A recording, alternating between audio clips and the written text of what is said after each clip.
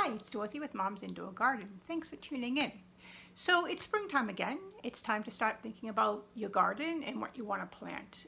Last year I actually did something crazy for me. I actually planted an outdoor garden.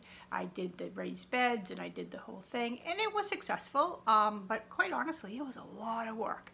Way more work than what I thought the benefit was for me. God bless you if you can do outside gardening. To me, the weather was too unpredictable, sometimes too wet, sometimes too dry. I had a number of pest issues, both insects, and also I have groundhogs and things like that that just ate my garden. So I was constantly battling with all that stuff. That all convinced me that I am at heart an indoor gardener. So let's get started this year with what I'm going to do inside, as I'm sure you're all doing right now. You're planning what you're going to grow. My plan is to grow what I want in my living room. Now I'll give you a quick tour around my living room. Not a big room. It's about a 10 by, I have a wood stove, so it's about 10, 12 by 14. Not a big room, not a lot of space, certainly not a lot of wall space, and I have a nice west-facing window that gets, east-facing window that gets morning sun, but that's about it. So remember, when you're planting your garden, you need space big enough for whatever vegetable you're planting to grow.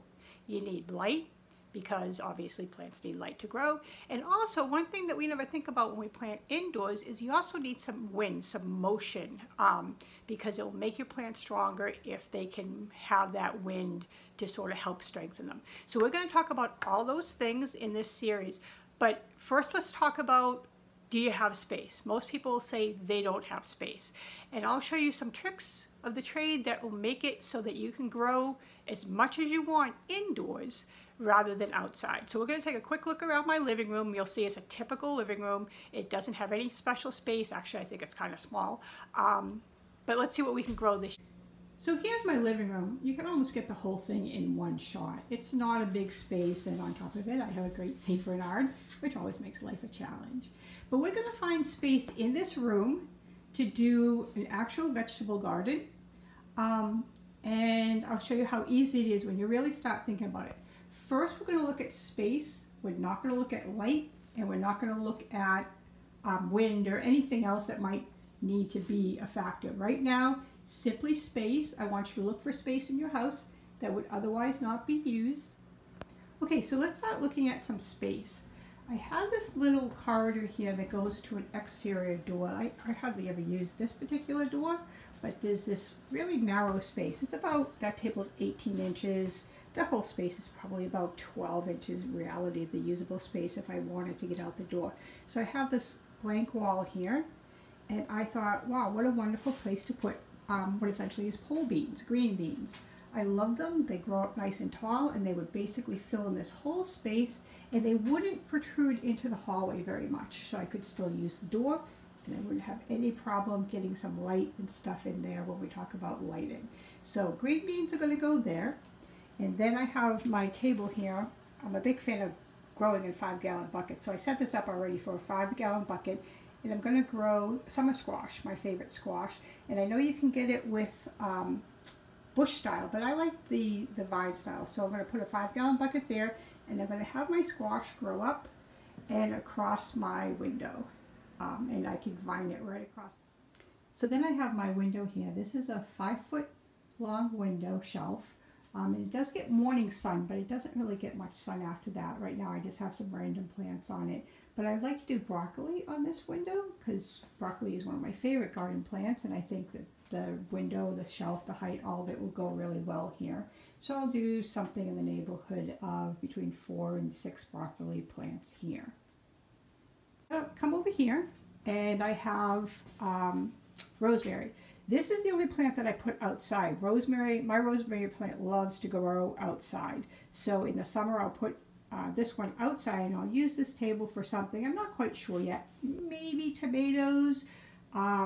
Not sure, I'll have to think about that. And then I have my little grow drawer underneath, which I just have some flowers in there right now, but we could put anything that grows small, some greens, any short vegetable can go in there. I have my lemon tree here, and this is one of the things I had an issue with last year. My lemon tree I put outside on the porch, on the deck, and it almost died. It got killed by all kinds of insects and just did not do well. I actually thought I'd have to throw it away or otherwise get rid of it, but it ended up coming back to life. I have a lot of new growth on it. I actually do have some fruit on it, and that literally after a summer of being outside was like 3 sticks. It was horrible. So that was part of the reason I convinced myself to not bring plants outside. So my lemon tree will probably stay there. And then if you go over here, I actually have a wood stove. I heat mostly with a wood stove. So I have this wood bin here, and a lot of people have bookshelves or something of that sort. I have a wood bin for my wood stove. So I thought I'm going to use this wood bin.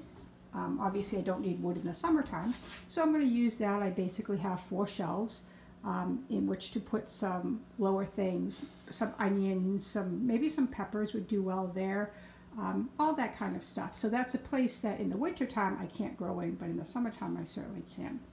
And then one last thing, my end table. I hate wasted space. So I have an end table here with my phone and stuff on it. And what I've done is I've actually made a little throw drawer.